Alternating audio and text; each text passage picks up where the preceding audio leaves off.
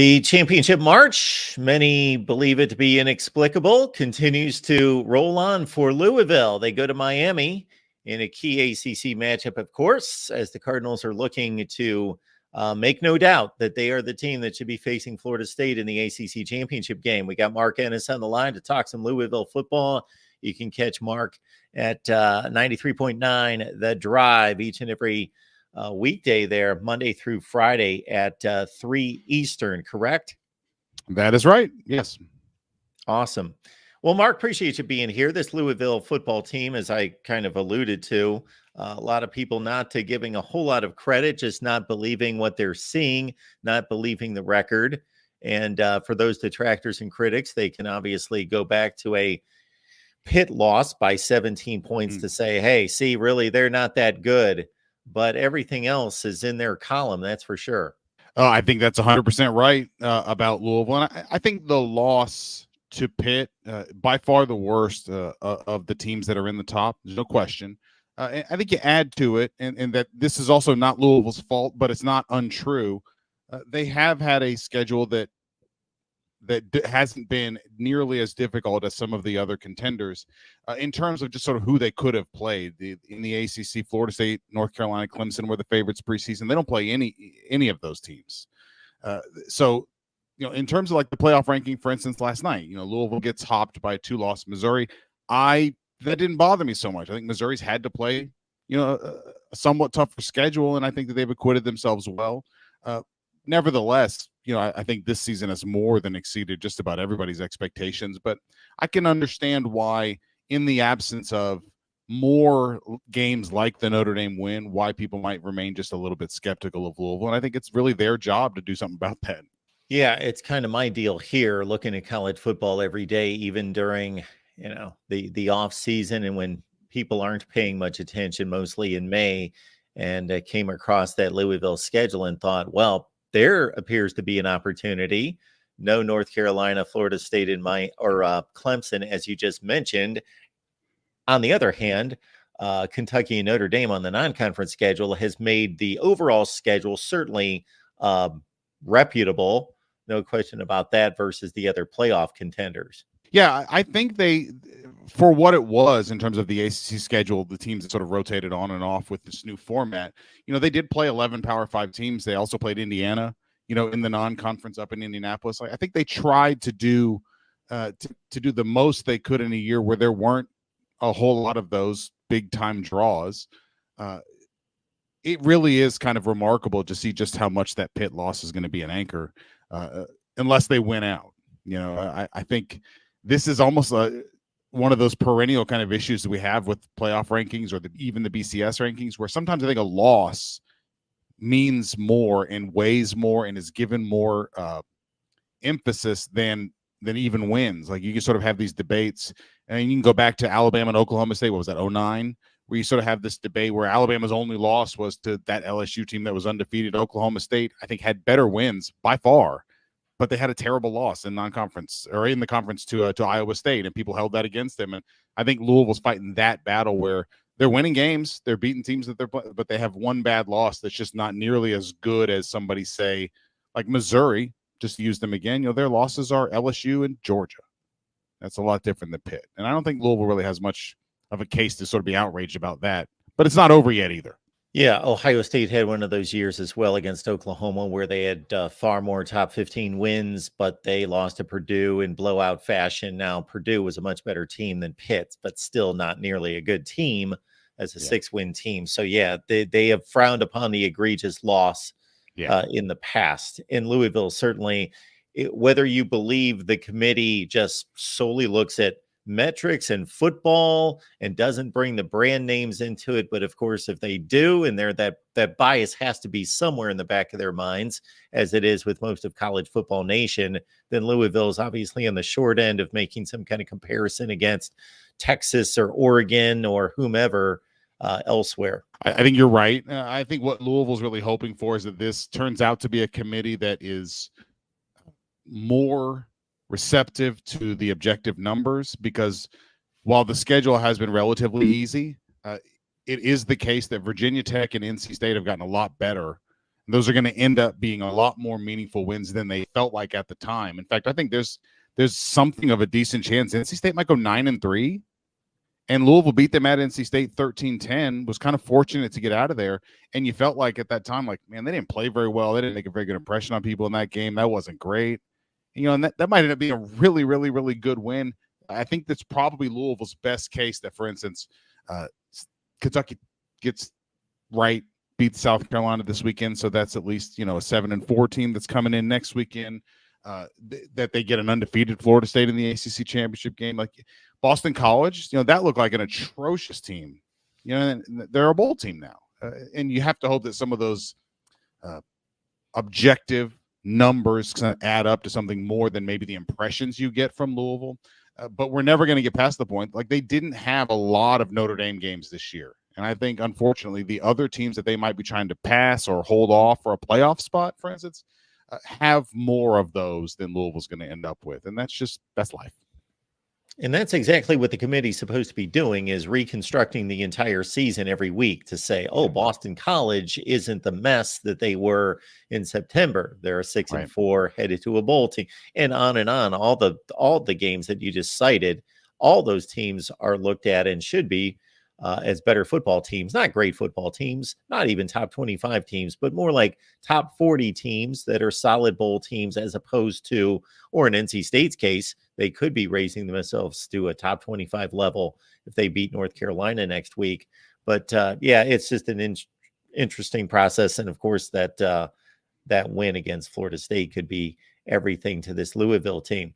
I would say very quickly, if they got Florida State undefeated in the ACC championship game and were to win that, a pair of wins over Notre Dame by 2 touchdowns and a win over Florida State, like, that would be as good of a pair of wins as pretty much anybody else has. But of course, they'd have to do that. But that's a different debate at that point, and a lot of things would get cleared out. I think you're probably going to get Oregon and Washington again. You're going to have Ohio State, Michigan, obviously. You're going to have Georgia and Alabama again. Like, a lot of these teams in front of you are going to play and lose to somebody. It's just a matter of, I think, what we might end up with if Louisville just were to go 12-1.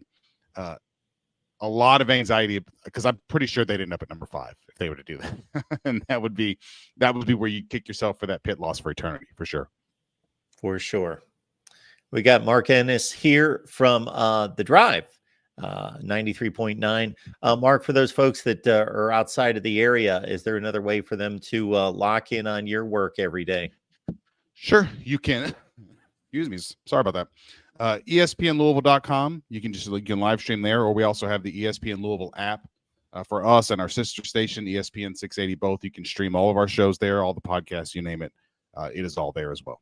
My next question is about Jeff Brom. Is he really that good? So certainly at Purdue, he walked into a situation where they had won like 3 Big Ten games against like 30 some losses, and then, put them to a place where they were a respectable bowl team, made it to the Big Ten championship game.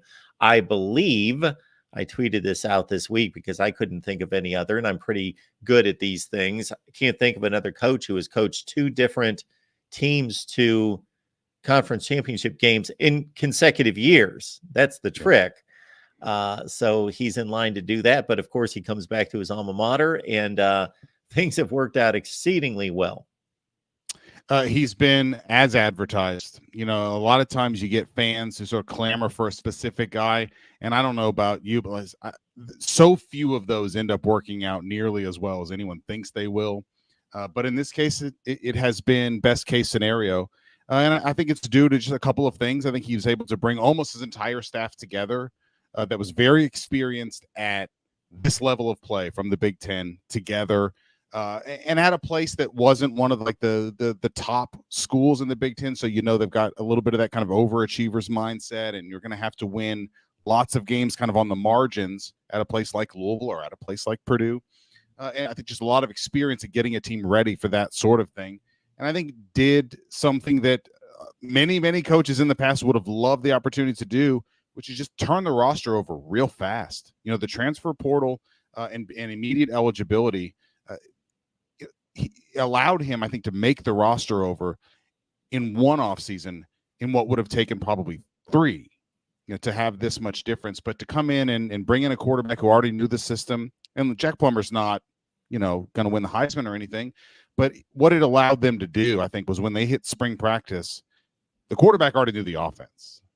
And that, every single practice rep, every single day, every single everything, when the quarterback already knows, that's just, you're that much further ahead.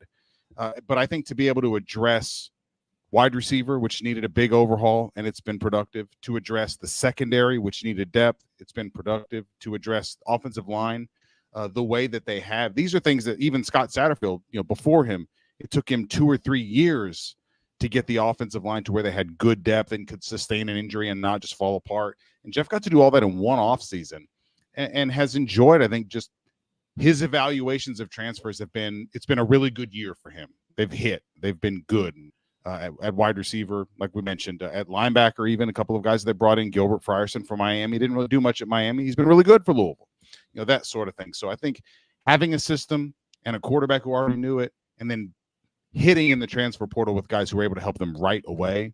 The one place I'll give Scott credit, because we don't give a lot of credit around here, as you're aware, he did leave Jeff, I think, a team with a good attitude. Like that, this has been a mentally tough team that has, I think, shown that this season in games that they lost, maybe in the past. There's been some real growth with this team throughout the season. So lots of things have gone right for him together, and it's sort of been like the best case scenario you could have hoped for this year. It's kind of playing out. It's refreshing for us. Yeah. And as you allude to, such a smart move to go get Jack Plummer. Not that he's going to set the world on fire, but Jeff Brom knows what he's capable of. He also knows what he's asking a quarterback to do in learning a fairly complicated offense. He's an offensive-minded guy that needs a smart quarterback who knows the system. And so he gets Jack Plummer. Mark, a lot of people are going to be watching this football team over the next few weeks that haven't watched them all season. They've seen the scores, they've seen the highlights, but actually sitting down to watch them. Of course, Miami's got some cachet, so there's going to be a level of people that are going to watch this game that possibly haven't in the past, that are starting to take Louisville serious as well. And then, of course, the ACC championship game. So Jawar Jordan is a guy that people need to watch. He's just a tremendous explosive player, power and speed combination that just is so productive. And a lot of people learned about him against Notre Dame. Other players that on both sides of the football that people need to know about. Yeah, I think on offense, there's Jawar Jordan and now his backup, Isaac Garendo, who, Jawar's a little banged up, had a hamstring injury that he's just kind of nursing through the rest of the season. Garendo had to play the majority of the snaps, against Virginia Tech, and then played a lot against Virginia on Thursday night too, and has become kind of explosive. Early in the year, Jawar was like this big play running back, and then Isaac Garendo was kind of this grinder, one-cut guy between the tackles, get you 7-8, and that's about it. And all of a sudden have been hitting the big ones the last couple of weeks. So I think those two as a tandem have really emerged. And I think a wide receiver, talking about transfers, Jamari Thrash comes in as a transfer, from Georgia State, and has been excellent for Louisville this year. Has had some injury issues of his own, but those guys on offense have been excellent for Louisville. And it seems like kind of that number 2 receiver is a different guy every week. And I'm sure they'd love for there to be one person to kind of emerge there, but some weeks it's been Amari Huggins-Bruce, who had the big touchdown against Virginia last week to tie the game. Sometimes it's been Kevin Coleman. Sometimes it's been Chris Bell. I think they love that they've got different guys that can play that other spot opposite Thrash. But I think they would love it if someone kind of emerged here late. But those are offense. And look, you don't talk about offensive linemen much when you do these kinds of previews and stuff, but Louisville's offensive line is trying to be great. And Brian Hudson at center, keeping things from any kind of, you don't get pressure in Jack Plummer's face. That's not where it happens. And I think anytime you can sort of do that, you can at least guarantee a clean pocket for a guy in his face. You got a pretty good offense. And I wanted to just back up for just a second and give Jeff credit for one other thing. I think you and I have watched enough college football to know what it looks like when you have a coach that's offensive minded and really just kind of likes it to be kind of a video game. But when you get into a game against somebody who likes to hit, and that sort of thing. They don't embrace the physicality or the defensive side of football at all. I think Lincoln Riley is kind of somebody we think of like that, right? Jeff is not that guy. He loves defense. This team plays excellent defense, and has drifted, I think, throughout this season into being more of a team that runs first. And that's not who we think of when we think of Jeff, but they are a running, efficient passing, really good defensive team. And I think Jeff does deserve some credit for being flexible enough to maximize the team in a way that's really not like his favorite way to play. And Mark, I do enjoy you hitting on the offensive line because those guys don't get near enough love, and certainly need to be given credit. And I think it depends on the team, but by and large, that's the most important unit on any football team, and also the most difficult to find at the right mix of players, combination of players in the right positions. And they've obviously been able to find that. It's an interesting matchup, Mark, against Miami, in that from a talent perspective, you could just throw up the two teams and the rosters. And this is what's another facet that's interesting about college football is there's 40 teams out there from a talent perspective that are extremely close, but it comes down to, okay, who's got a better head coach, coaching staff, who's just figured things out. Injuries come into play. So on a given night, this game's a toss-up. Shoot, we just saw this Louisville team get pressed against Virginia at home. That was surprising to many people. I don't know that I was surprised. I've watched way too much college football to be surprised, but still, I'm sitting there watching that game thinking Virginia's got a real shot at winning this game. And there's no comparison between the two teams' seasons, but on a given night. So certainly a difficult assignment going to Miami. And if the Canes are on their game, they're coming off an emotional rivalry game against Florida State, and they acquitted themselves well in that one. The Cardinals' hopes of doing anything super special beyond the ACC obviously could come crashing down. Listen, I think this Miami matchup is a toss-up. I'm not surprised that the line is where it is. I think Miami's record reflects a team that really wishes they'd kneeled the ball against Georgia Tech.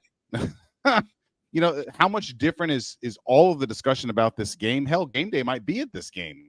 If Miami hadn't lost that game, to Georgia Tech, they'd still be in contention in the ACC had that not happened. But at the same time, you wonder about a team and where they are mentally and emotionally after a heroic effort at Florida State. And the quarterback change seemed to revitalize them some. And the opposite is true as well. There seemed to be kind of deflating body language everywhere when they had to put Tyler Van Dyke back in. Like, I just, and I don't mean to sort of pile on the kid, but it's pretty obvious Cristobal doesn't believe in him, and I'm not sure he believes in him. Tyler Van Dyke just looks like a guy that's shell-shocked a little bit. And I think you've got to hope, if you're Louisville, that makes a big difference, that he's going to be back in there. But he's a guy that's experienced and has – he played well against A&M earlier this year, for sure. And I think if you're Louisville, this is your opportunity to show that you really learned the lesson of the Pitt game. Because remember, you beat Notre Dame, stormed the field, toast of the town for a week, and the very next week go to Pitt. They're starting a true freshman quarterback, sparse crowd, pouring rain. That's the week we all made fun of Pat Narduzzi for having the bad thoughts base. Remember that? Oh, yeah. And then you lose. and you get completely sideways. And it is true that Louisville has been a very different team at home versus on the road. They have played by far all their best football at home, and were a little sleepwalky, a little slow to get started against Georgia Tech. And in the second half, never came out of the locker room in the second half against Indiana. We're lucky to get out of the NC State game, lost the Pitt game. So the road games have not been great for Louisville, and this is a chance, I think, and one of the last chances you'll really have to make an impression on people with a road game. And watch college football, you go beat somebody on the road, there's just something special about that, and they need to do that. They do.